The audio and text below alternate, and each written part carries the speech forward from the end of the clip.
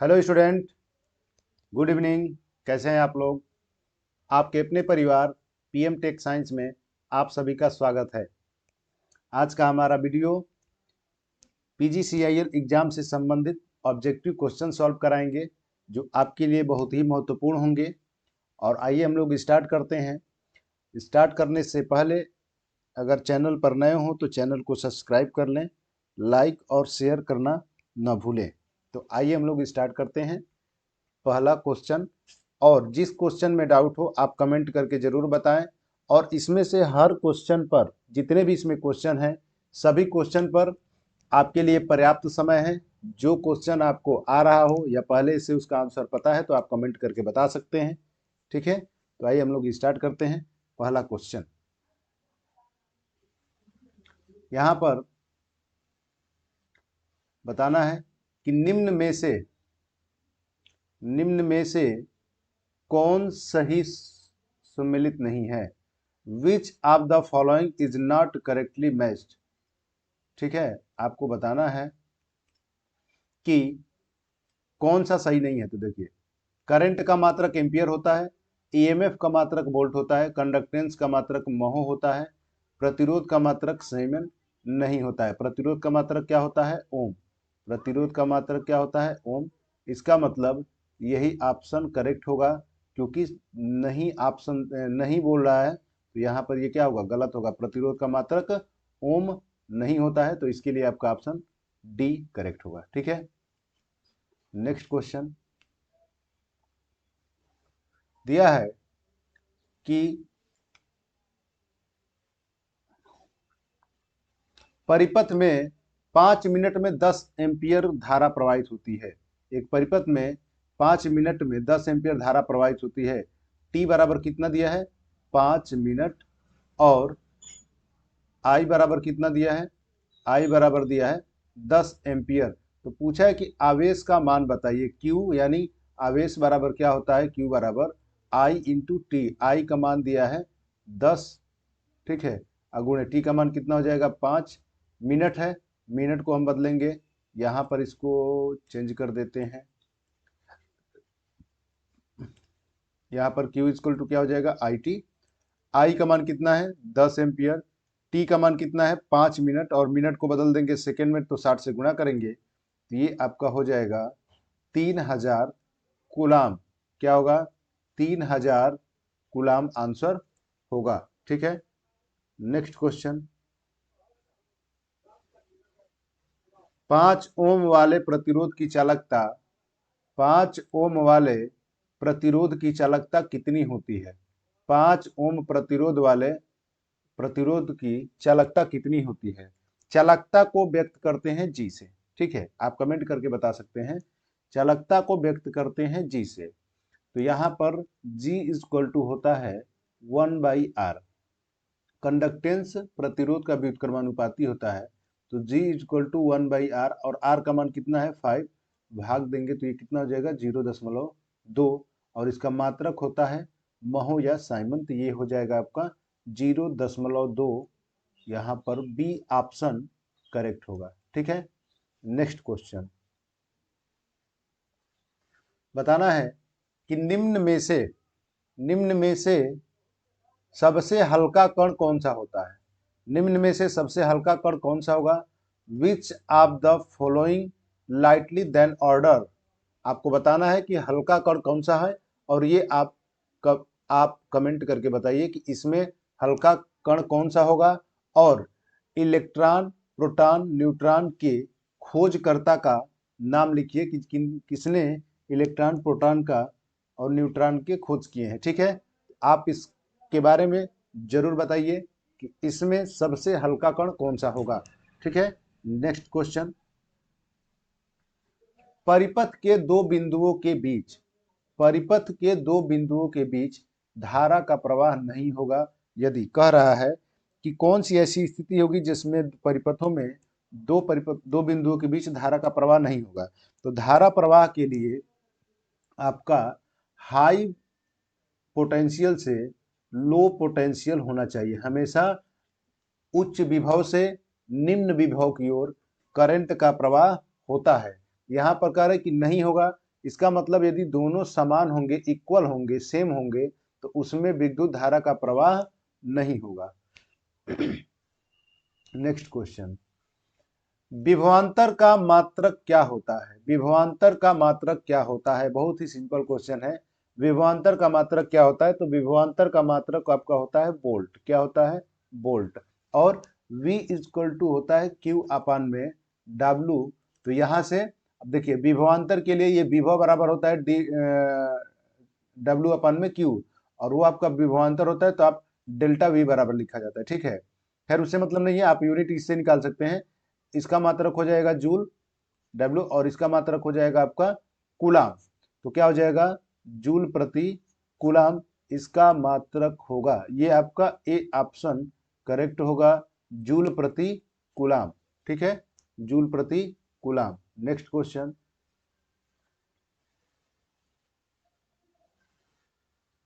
दिया है कि निम्न इकाइयों पर विचार कीजिए। निम्न इकाइयों पर विचार कीजिए। Watt, joule, watt second, joule second, horse power.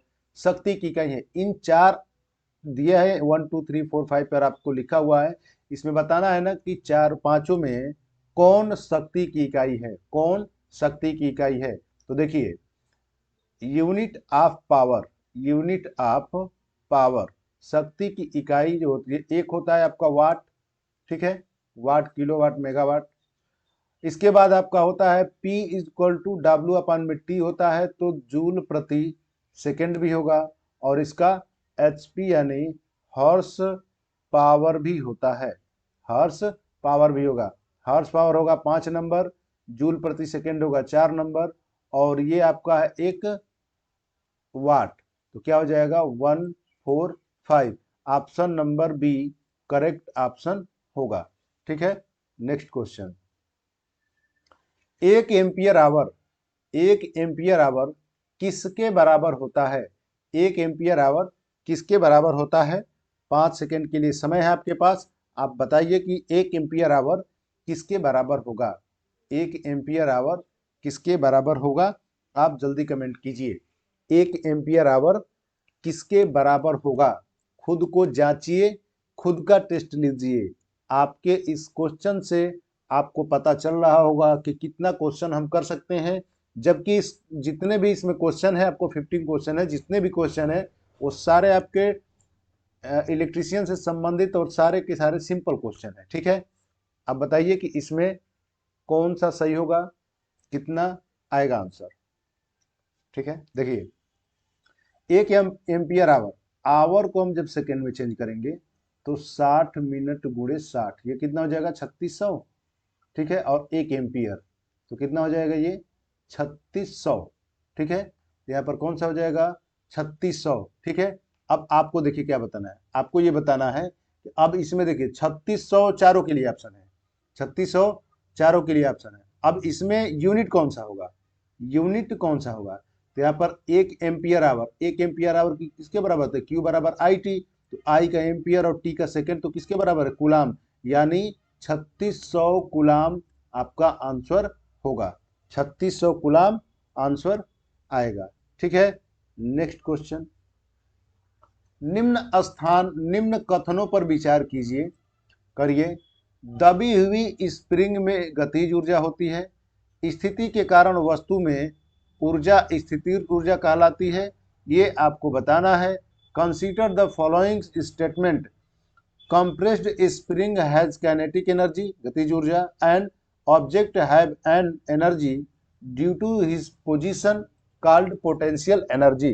ठीक है, आप बताइए, कमेंट बॉक्स में कमेंट करके बताइए कि इसमें ए सही होगा, दोनों सही है, कि ए और दो और जो भी सी और डी, इसमें से कौन सा करेक्ट और इनकरेक्ट होगा आपको बताना है।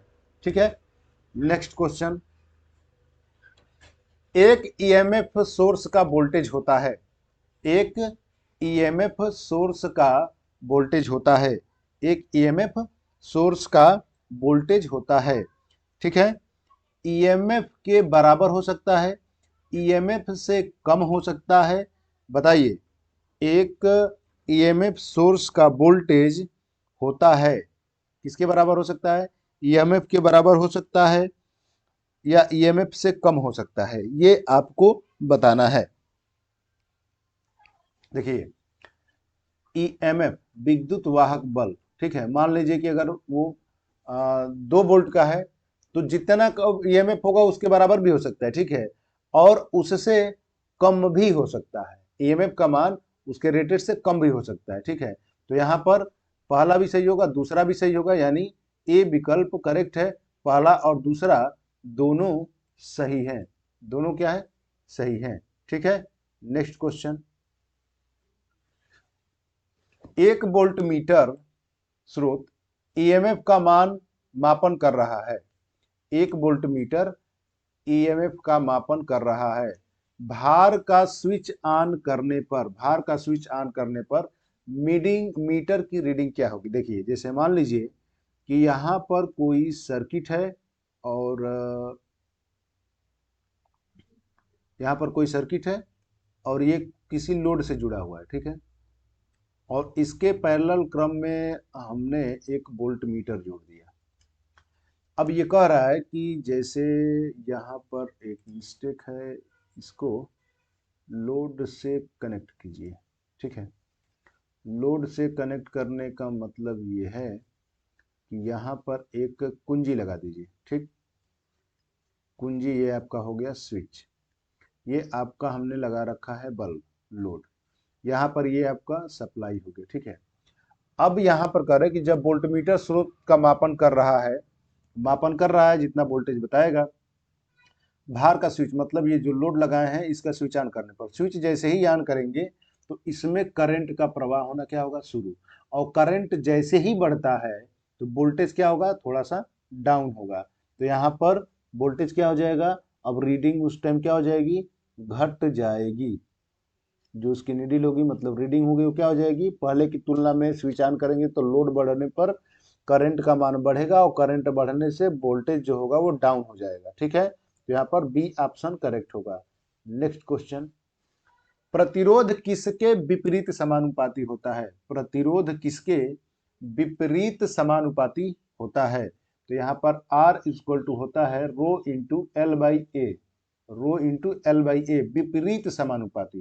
यहाँ पर क्या लिखा है, विपरीत, तो किसके होता है, क्रॉस सेक्शनल एरिया के, क्रॉस सेक्शनल एरिया के, क्रॉस सेक्शनल एरिया के। तो क्या हो जाएगा यहाँ पर, बी ऑप्शन करेक्ट होगा, क्रॉस सेक्शनल एरिया, ठीक है। नेक्स्ट क्वेश्चन, धातुओं का प्रतिरोध ताप गुणांक क्या होता है। धातुओं का प्रतिरोध ताप गुणांक क्या होता है। तो धातुओं का प्रतिरोध ताप गुणांक पॉजिटिव होता है, ठीक है। धातुओं का प्रतिरोध ताप गुणांक क्या होगा, धनात्मक होगा। धातुओं का प्रतिरोध ताप गुणांक रेजिस्टेंस टेम्परेचर कोफिशिएंट जो होगा वो आपका पॉजिटिव होगा, धनात्मक होगा, ठीक है। नेक्स्ट क्वेश्चन, एक तार को खींचकर उसकी लंबाई दोगुनी की जाती है तो उसका नया प्रतिरोध क्या होगा। देखिए यहां पर अगर ये तार है तो इसकी मान लीजिए लंबाई L है और एरिया A है, तो जब इसको खींच करके लंबाई को आप दोगुना करेंगे, लंबाई को दोगुना करेंगे, ठीक है, लंबाई को क्या कर दिया आपने खींच करके दोगुना, तो जब आप इस दोगुना बढ़ाएंगे तो जो इसकी एरिया है वो दोगुना करने से चालक तार को अगर आप हीट करके खींचते हैं तो जो उसकी तुलना में मोटाई होगी वो क्या होगी, जो मोटाई यानी क्रॉस सेक्शनल एरिया होगा वो क्या होगा, घटेगा। ये लीनियर एक्सपेंशन है, रेखीय प्रसार होगा, तो इसमें क्या होगा, घटेगा। तो घटने के दौरान एरिया क्या हो जाएगा, आधा, और ये हो गया 2L, तो R equal to rho into L by A, L का मान 2L और ये हो जाएगा A बाई 2, तो ये 2 ऊपर चला जाएगा तो 4L अपान में कितना हो जाएगा A, और ये रो, तो ये टोटल आपका लगभग ये मतलब R equal to 4 rho into यहाँ पर रो छूट गया है तो L बाई A, तो लगभग ये 4R के बराबर होगा, ठीक है। किसके लगभग, क्या एग्जैक्ट 4R के बराबर होगा। प्रतिरोध क्या हो जाएगा, 4 गुना बढ़ जाएगा, ठीक है। नेक्स्ट क्वेश्चन, यहां पर दिया है कि समान धातु तथा लंबाई के 2 तारों के व्यास, समान धातु तथा लंबाई के दो तारों का व्यास, व्यास कितना दिया है D1 संबंधे D2 बराबर 1 संबंधे 2। कार्य की प्रतिरोध का अनुपात बताइए। मान लीजिए कि अगर दो तार हैं तो एक तार का व्यास D1 है और दूसरे तार का व्यास क्या है D2 है। यहाँ पर लिखेंगे तो R इजक्वल टू, तो पहले तार के लिए मान लेंगे रो L1 अपान में A1 और दूसरे तार के लिए मान लेते हैं R2 बराबर रो इंटू L2 अपान में क्या हो जाएगा A2। रो से रो कट जाएगा, ठीक है। और पहले तार समान धातु की लंबाई के दो तारों के, समान धातु तथा लंबाई, तो ये भी खत्म। तो यहाँ पर हो जाएगा R1 अपान में R2 और ये व्युत्क्रमानुपाती है तो हो जाएगा A2 अपान में A1। क्या हो जाएगा A2 अपान में A1 होगा, A2 अपान में A1 होगा। अब ये कह रहे हैं ना कि प्रतिरोधों का अनुपात बताइए, तो प्रतिरोधों का अनुपात निकालेंगे तो A2 अपान में 1 और इसका जब क्षेत्रफल निकालेंगे तो पाई आर स्क्वायर, ये हो जाएगा R2 और ये हो जाएगा पाई R1 का स्क्वायर, पाई से पाई कटेगा। तो यहाँ से इसका जब मान निकालेंगे D1 D2 को जब चेंज करेंगे, ठीक है, तो यहाँ से व्यास का आधा होता है तो मान निकालिए, या इसमें आप दो दो से गुणा कीजिए, ठीक है, दो दो से गुणा करेंगे तो ये 2r व्यास के बराबर होता है। तो मतलब कि 2r अगर होगा तो वहाँ पर d लिख सकते हैं, अगर 2r के बराबर होगा तो यहाँ पर d लिख सकते हैं। तो यहाँ पर R2 के लिए क्या लिख सकते हैं कि 2r, ठीक है, 2r2 का स्क्वायर यानी 4r, मतलब मल्टीप्लाई किए होंगे तो होगा, और यहाँ पर हो जाएगा 2r1 का स्क्वायर। तो दोनों के लिए हम D2 अपान में D1 लिख सकते हैं स्क्वायर यानी 4 संबंध है। यहाँ पर कितना हो जाएगा D2 अपान में D1 हो रहा है तो यहाँ पर D1 बटा में D2 यानी 1 बटा में 2 और D2 अपान में D1 यानी 2 बटा में 1। तो 2 बटा में 1 रखेंगे तो कितना हो जाएगा 4 संबंध है 1। कितना हो जाएगा 4 संबंध है 1, ठीक है। इसमें कोई भी आपको डाउट हो तो आप कमेंट करके जरूर बताएं, ठीक है। आप एक बार इसको सॉल्व जरूर कीजिए, ठीक है, बहुत महत्वपूर्ण क्वेश्चन है, खुद से इसको एक बार सॉल्व जरूर कीजिएगा, ठीक है। नेक्स्ट क्वेश्चन, किसी चालक तार का व्यास, किसी चालक तार का व्यास दो गुना करने पर, किसी चालक तार का व्यास दो गुना करने पर उसमें प्रवाहित धारा होगी, उसमें प्रवाहित धारा होगी जब इसका तार का व्यास जब दो गुना करेंगे, दो गुना व्यास क्या करेंगे दो गुना, तो जब दो गुना करने पर इसका क्षेत्रफल पाई आर स्क्वायर होगा। अब व्यास दो गुना, तो जब इसका व्यास दो गुना यानी व्युत्क्रमानुपाती है तो जब ये बढ़ेगा तो इसका मान क्या होगा घटेगा, इसका मान क्या होगा घटेगा। तो जितना बढ़ाएंगे रजिस्टेंस का मान उतना ही क्या होगा घटेगा, और जितना रजिस्टेंस घटेगा तो प्रवाहित धारा का मान क्या होगा बढ़ेगा, क्योंकि प्रतिरोध धारा प्रवाह का विरोध करता है और प्रतिरोध घटने पर धारा का मान बढ़ेगा। यहाँ पर जब इसको चेंज करेंगे दो गुना व्यास को रखेंगे आधा करके तो यहाँ पर कितना हो जाएगा पाई आर स्क्वायर आर के स्थान पर तो दो गुना यानी वो क्या हो जाएगा 4, मतलब 4, 1/4 चौथाई बढ़ रहा है तो 1/4 गुना ये कम होगा तो 4 गुना धारा का मान क्या होगा बढ़ जाएगा। धारा का मान कितना गुना बढ़ जाएगा 4 गुना बढ़ जाएगा। नेक्स्ट क्वेश्चन, 1.6 आवेश में कितने इलेक्ट्रॉन होते हैं, how many electron in 1.6 coulomb charge. यहाँ पर फार्मूला होता है Q equal to NE। Q यहाँ पर आवेश होता है, आवेश, N इलेक्ट्रॉनों की संख्या, इलेक्ट्रॉनों की संख्या, और E होता है इलेक्ट्रॉन का आवेश, कितना होता है -1.6 गुणे 10 का पावर -19, ठीक है, कूलम। तो यहाँ पर Q बराबर N का मान निकालना है तो N इक्वल टू क्या हो जाएगा Q अपान में E 1.6 गुणे 10 का पावर -19, सॉरी Q का मान तो यहाँ पर 1.6 है, ये नहीं होगा। और यहाँ पर कूलम का मान सॉरी इलेक्ट्रॉन का आवेश कितना होता है 1.6 गुणे 10 का पावर -19, कट जाएगा और 10 का पावर -19 ऊपर जाएगा तो क्या हो जाएगा प्लस में, मतलब 10 का पावर 19 करेक्ट आंसर होगा, ठीक है, सी ऑप्शन करेक्ट है।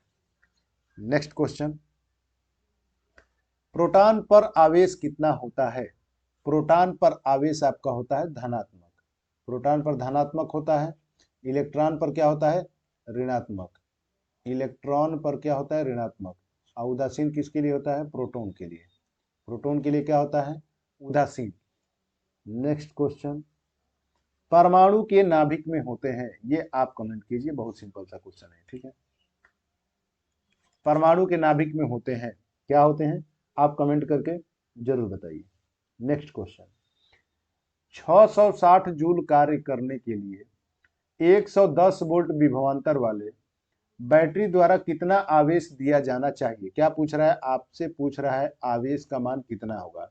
W का मान कितना दिया है, 660 जूल, विभवांतर कितना दिया है, 110 वोल्ट। क्या होगा यहाँ पर कि V is equal to W upon Q होगा। Q का मान ज्ञात करना है तो Q is equal to W upon में क्या हो जाएगा, V। W का मान 660 बटा में 110, ये कट जाएगा 6, यानी Q का मान क्या हो जाएगा, 6 कूलाम। कितना हो जाएगा, बी ऑप्शन करेक्ट है, ठीक है। एनी डाउट कमेंट जरूर करें, ठीक है। और वीडियो को ज़्यादा से ज़्यादा शेयर करें और चैनल को सब्सक्राइब जरूर करें, ठीक है। नेक्स्ट क्वेश्चन, आदर्श चालक का प्रतिरोध कितना होता है। The resistance of ideal conductor is, लेकिन प्रैक्टिकली कंडक्टर का जो रेजिस्टेंस होगा वो कभी भी 0 नहीं होता है, लेकिन आदर्श प्रतिरोध का मान हम लोग मानते हैं कि उसका जो प्रतिरोध होगा आदर्श चालक का प्रतिरोध 0 होता है। कितना होता है, 0 होता है, जबकि प्रैक्टिकली ऐसा नहीं होगा। नेक्स्ट क्वेश्चन, निम्न में से किस पदार्थ की प्रतिरोधकता निम्न है। निम्न में से आपको बताना है यहाँ पर कि चौथा ऑप्शन है लेड, ठीक है, चौथा ऑप्शन है लेड। आपको बताना है कि निम्न में से किस पदार्थ की प्रतिरोधकता निम्न है। प्रतिरोधकता यानी रो मात्रक होता है ओम मीटर, तो आपको बताना है कि किसकी प्रतिरोधकता सबसे कम होती है। किसकी प्रतिरोधकता सबसे, किस पदार्थ की प्रतिरोधकता सबसे कम होती है। तो देखिए यहाँ पर चांदी सुपर कंडक्टर होता है और इसकी प्रतिरोधकता सबसे क्या होती है, कम होती है। प्रतिरोधकता सबसे कम होती है और प्रतिरोधकता आपके मटेरियल पे डिपेंड करता है। प्रतिरोधकता मटेरियल पे डिपेंड करता है, जबकि प्रतिरोध चालक के पदार्थ व लंबाई और क्रॉस सेक्शनल एरिया पर डिपेंड करता है। नेक्स्ट क्वेश्चन, ताप बढ़ने पर धातुओं की चालकता पर क्या प्रभाव पड़ता है। ताप बढ़ने पर धातुओं की चालकता पर क्या प्रभाव पड़ता है। ताप बढ़ने से धातुओं की चालकता क्या होती है, घटती है। धातुओं की चालकता घटती है और प्रतिरोधकता का मान कम होता है, ठीक है। तो जब प्रतिरोध का मान कम होता है तो चालकता का मान क्या होता है, जब प्रतिरोध का मान कम ज्यादा होगा तो चालकता का मान क्या होता है, घटता है, क्योंकि प्रतिरोध का धातुओं का चालकता जो होगा वो ताप बढ़ाने पर उसकी जो प्रतिरोधकता होती है बढ़ती है। तो प्रतिरोधकता बढ़ने के कारण उसकी जो चालकता होगी उसका मान क्या होता है, घटता है, ठीक है। नेक्स्ट क्वेश्चन, वायु का परावैद्युत नियतांक कितना होता है। वायु का परावैद्युत नियतांक कितना होता है, एक। कितना होता है, एक यूनिटी, इकाई, ठीक है, इकाई होता है। Dielectric constant for air के लिए कितना होता है, 1। ये सब याद रखिएगा, ठीक है। नेक्स्ट क्वेश्चन, वायु का परावैद्युत सामर्थ्य कितना होता है। वायु का परावैद्युत सामर्थ्य कितना होता है, कितना होता है। तो यहाँ पर वायु का परावैद्युत सामर्थ्य कितना होता है, तो एक ए ऑप्शन दिया है 1 kV पर mm, 3 kV पर mm, 30 kV पर mm, 100 kV पर mm। तो इसमें से कौन सा ऑप्शन सही होगा आपका, तो 3 kV पर mm वायु का परावैद्युत सामर्थ्य डाइलेक्ट्रिक स्ट्रेंथ होता है, ठीक है।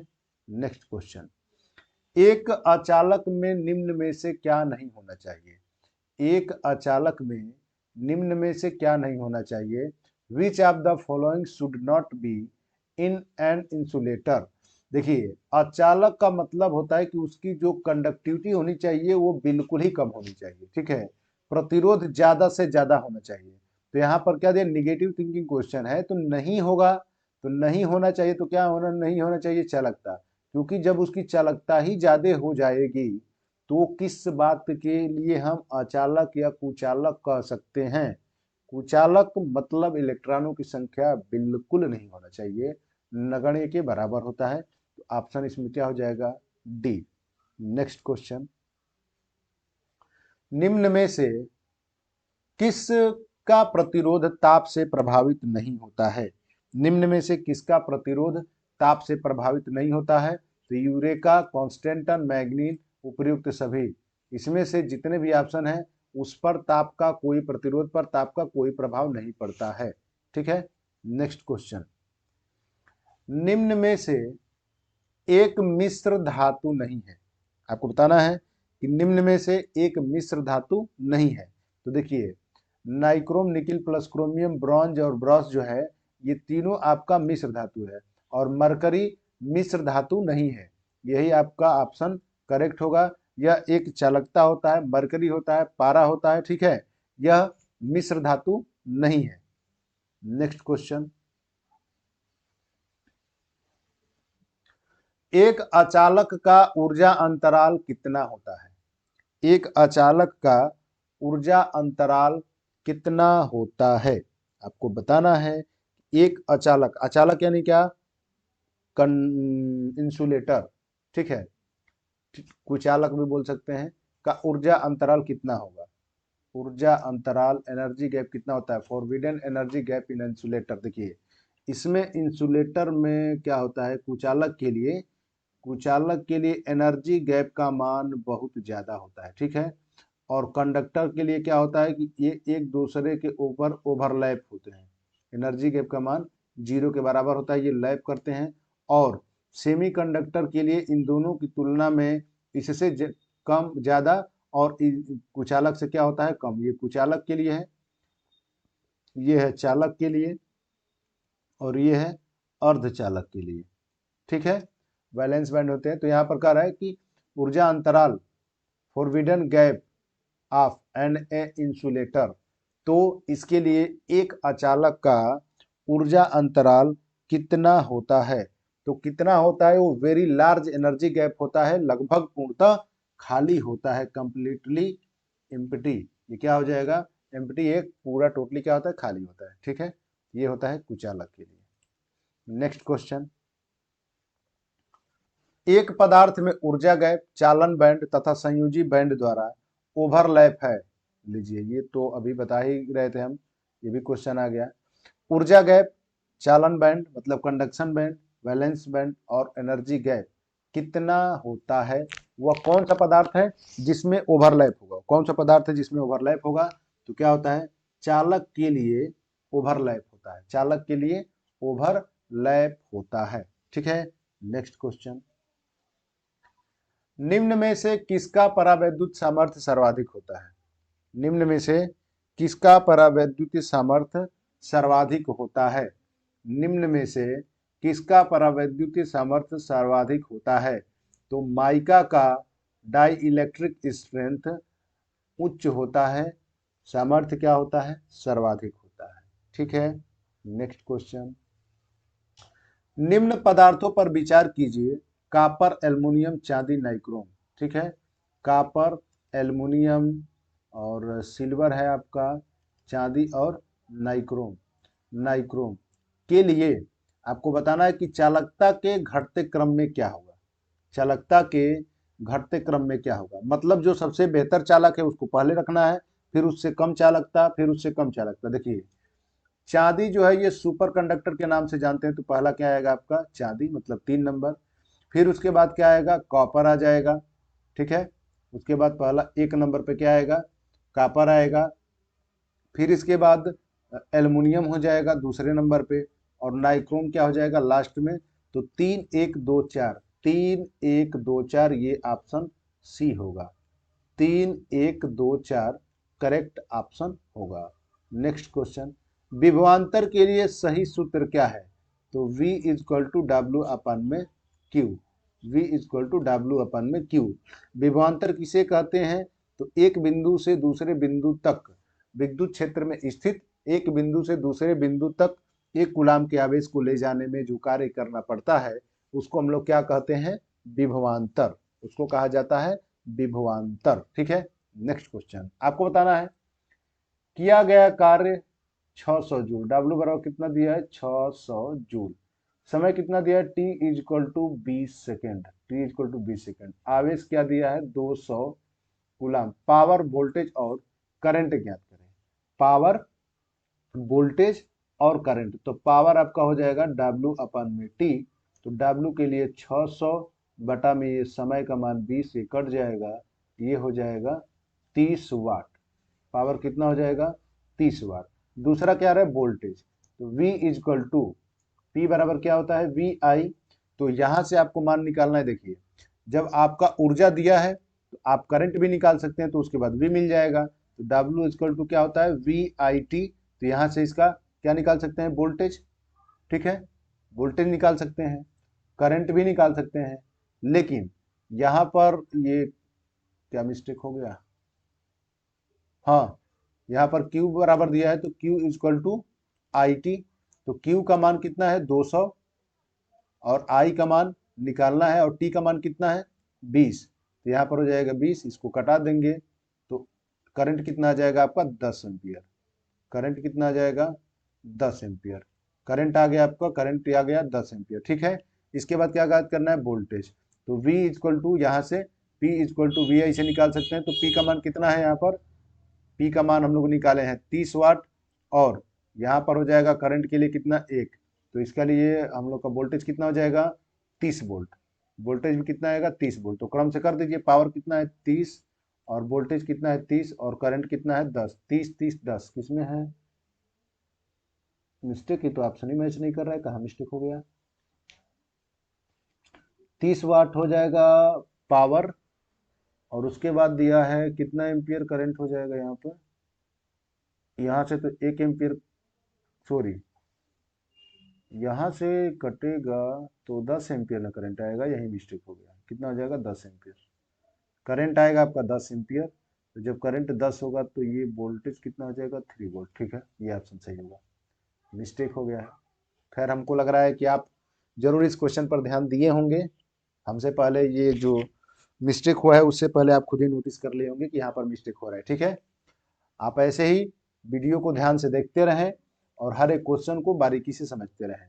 नेक्स्ट क्वेश्चन है, निम्न में से कौन सा एक कुचालक पदार्थ नहीं है, निम्न में से कौन सा एक कुचालक पदार्थ नहीं है, आपको बताना है कुचालक पदार्थ नहीं है, तो कुचालक पदार्थ कौन सा नहीं है, तो इसमें से लेड, ठीक है लेड कुचालक पदार्थ नहीं है, बाकी बेकेलाइट एस्बेस्टस और पोर्सिलिन जो है चीनी मिट्टी बेकेलाइट जो बोर्ड वगैरह बनाने में किया जाता है, तो ये सब तीनों क्या है कुचालक है, और लेड जो है वो आपका कुचालक पदार्थ नहीं है। नेक्स्ट क्वेश्चन, अचालक वर्ग H का तापमान सीमा कितना होता है, temperature tolerance of H category insulator, कुचालक वर्ग का कैपिटल H का तापमान सीमा कितना होता है, आपको बताना है कि कितना होता है। ठीक है, आप कमेंट करके इसका आंसर बताइए कि 155 degree Celsius, 180 degree Celsius, 130 degree Celsius, 120 degree Celsius. ठीक है, कौन सा इसमें ऑप्शन होगा कमेंट जरूर कीजिए।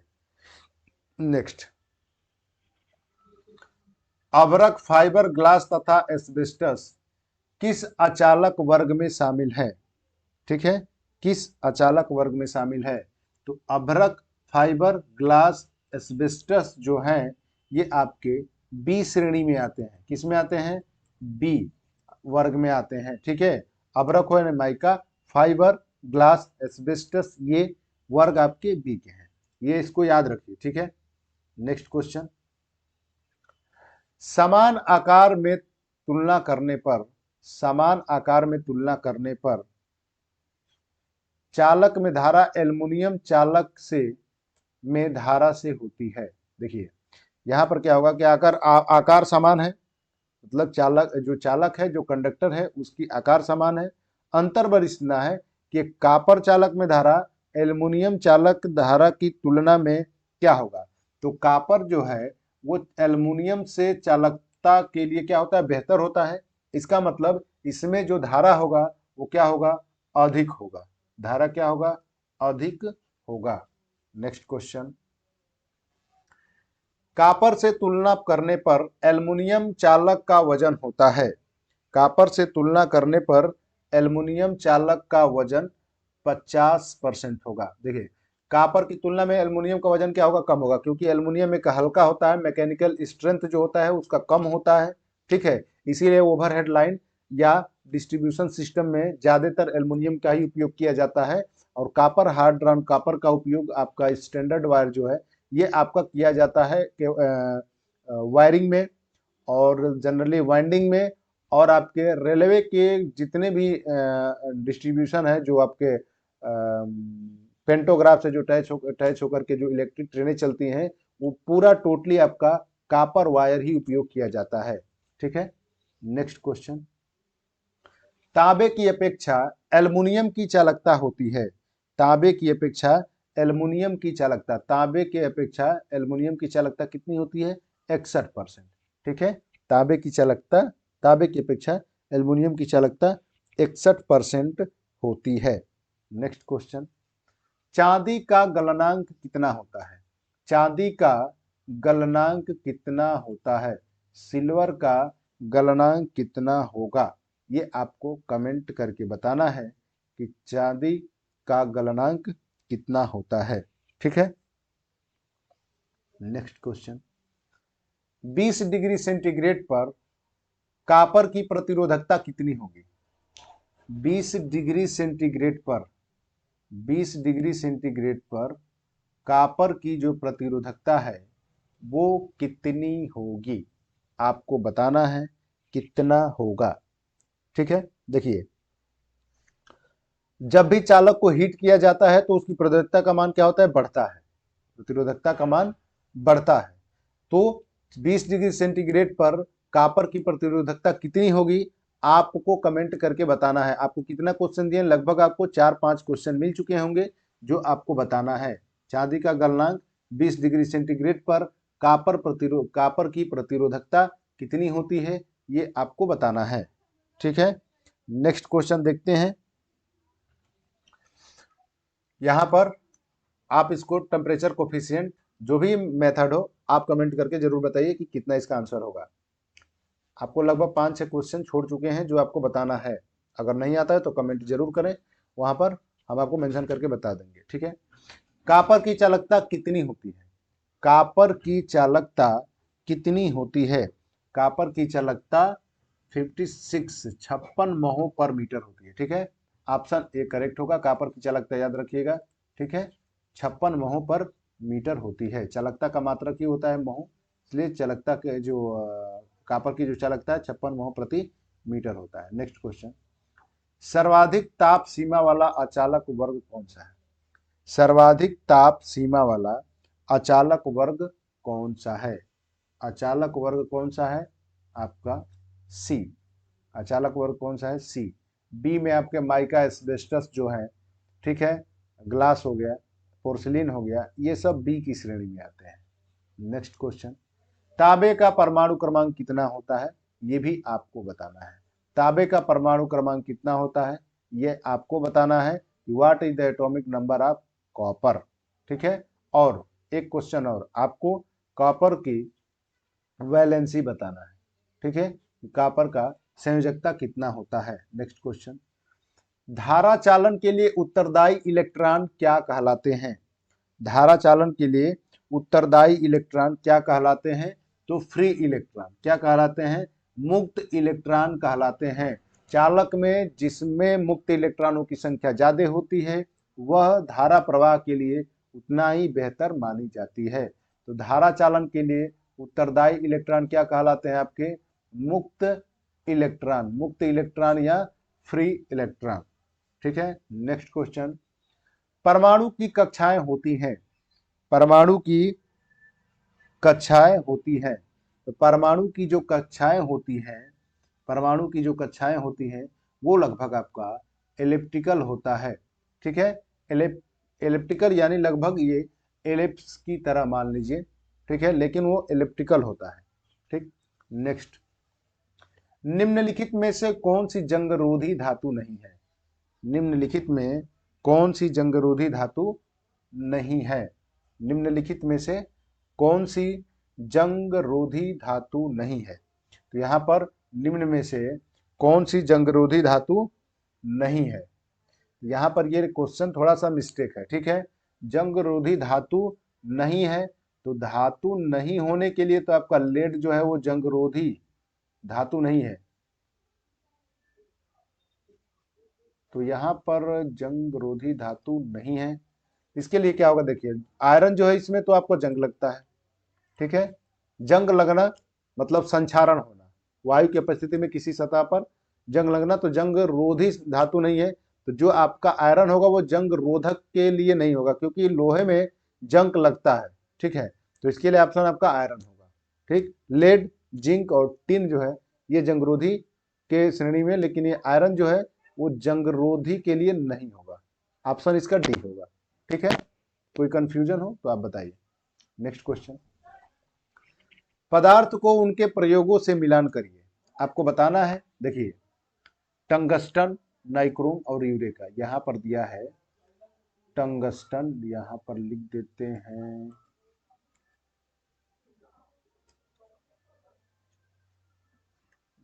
यहां पर टंगस्टन, टंगस्टन के लिए यहां पर लिखा है ए, एक लिखा है हीटिंग एलिमेंट, ठीक है। इसके सामने लिखा है हीटिंग एलिमेंट, और दूसरा है नाइक्रोम। नाइक्रोम के लिए लिखा है यहाँ पर, इसके सामने लिखा है प्रतिरोध, रेजिस्टेंस। क्या लिखा है, ये ए हो गया, ये बी हो गया, ये 1 हो गया, ये 2 हो गया। 3 क्या है, 3 है आपका यूरेका। यूरेका, यूरेका, यूरेका के लिए क्या हो जाएगा आपका, यहाँ पर सी ऑप्शन दिया है, फिलामेंट। फिलामेंट यानी फिलामेंट, ठीक है। देखिए अब देखिए क्या होगा, यहाँ से मिलाना है। टंगस्टन जो होता है वो विद्युत का फिलामेंट होता है, मतलब 1 के लिए क्या हो जाएगा, सी, ठीक है। 1 का किससे मिलान होगा, सी से, कामा। नाइक्रोम जो होता है हीटिंग एलिमेंट, आपके हीटर के कॉइल बनाने के लिए किए जाते हैं, लेकिन 2 का क्या हो जाएगा, ए। और तीसरा यूरेका जो है वो क्या होता है, हाई रेजिस्टिव, मतलब प्रतिरोध के लिए होता है, ये 3 का हो जाएगा, बी। मतलब 1C2A और 3B, 1C2A, 1C2A 3BA होगा, सी ऑप्शन, ठीक है। सी ऑप्शन करेक्ट होगा। Next question, next and last, ऊर्जा की इकाई क्या है? ऊर्जा की इकाई क्या है ये आपको कमेंट करके बताना है कि ऊर्जा की इकाई होगी। This is very simple question, ठीक है। What is the unit of energy? तो यहाँ पर ये आपका क्वेश्चन लास्ट क्वेश्चन था। जो भी क्वेश्चन में डाउट हो कमेंट करके जरूर बताएं। ज़्यादा से ज़्यादा इस वीडियो को अदर ग्रुप में शेयर करें, ठीक है। चैनल को सब्सक्राइब जरूर करें। धन्यवाद, मिलते हैं अगले वीडियो में। जल्द ही आपका, जितने लोग आपके इसरो टेक्नीशियन के फॉर्म फिलअप किए होंगे, टेक्नीशियन के फॉर्म फिलअप किए होंगे, उससे संबंधित आपको इस स्पेशल वीडियो ऑफिशियल पेपर से आपको सॉल्व कराएंगे, ठीक है। तो आप जुड़े रहिए इस चैनल से, PM टेक साइंस, ठीक है। धन्यवाद, टेक केयर, बाय बाय।